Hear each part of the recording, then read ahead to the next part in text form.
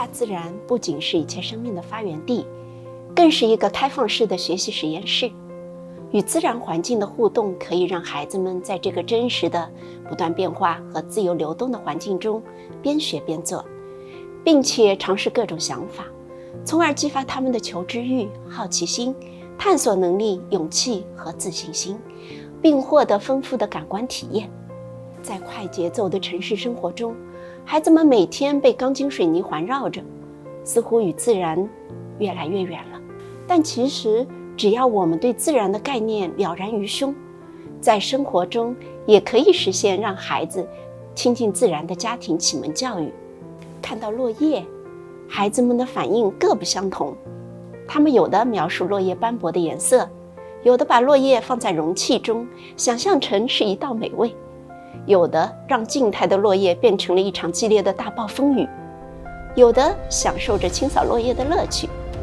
还有的在倾倒落叶的途中被簸箕和石子路摩擦产生的声音所深深吸引住了。一些不起眼的落叶便能激发出孩子们丰富的想象力、创造力、语言表达能力、空间探索能力和伙伴的合作能力、手眼协调能力和思考问题的能力，带给他那么多的体验和乐趣。如果家长引领孩子们细心的观察，那么在身边的小蚂蚁啦、小虫子啦、花草树木啦、水石沙土啦，都将会是很好的大自然的媒介。毫无疑问的是，如果有机会来到真实的自然世界，那生物的多样性将会提供给孩子们更加广袤的探索的空间。当孩子与自然互动的时候，家长们需要注意些什么和怎样进行支持呢？以下几点是我给到家长的一些小小建议。首先是要放慢脚步。现代生活节奏越来越快，在户外的时候呢，家长有时候会想着到了景点快点给孩子拍照片，孩子们却总是扭捏着不配合。因为在大自然中，吸引孩子们的东西实在是太多了，他们可能更在意的是去追逐一只蝴蝶，而不是拍摄一张照片，所以他们会按照自己的脚步停停走走。请家长们首先要放慢脚步，和孩子们共享大自然，感受美好。其次，要欣赏孩子的发现。作为成人，我们确实比孩子掌握了更多的自然常识知识，但是对于孩子们，这是一个未知的全新的世界。请家长们保持谦逊的态度，不要马上给予孩子答案或者灌输很多的知识点，而是要欣赏孩子的发现，和他们一起保持好奇心和兴趣，并且鼓励孩子们深入的、持续的进行探究。这样做不仅可以有效地建立孩子的自信心、探索欲望和自我解决问题的能力，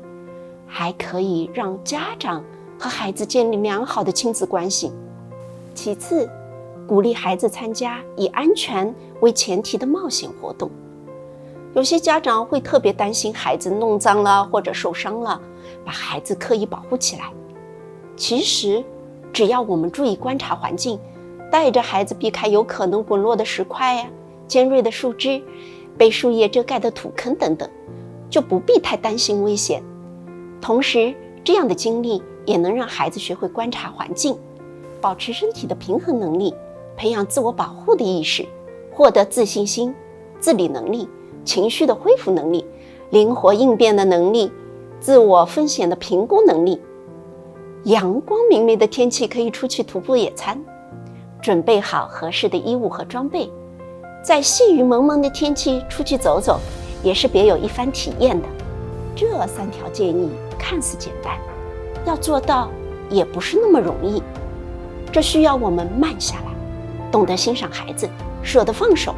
让我们放轻松，带上放大镜、照相机，一些玩沙玩土的工具，穿上柔软舒适的运动衣，和孩子们一起出发，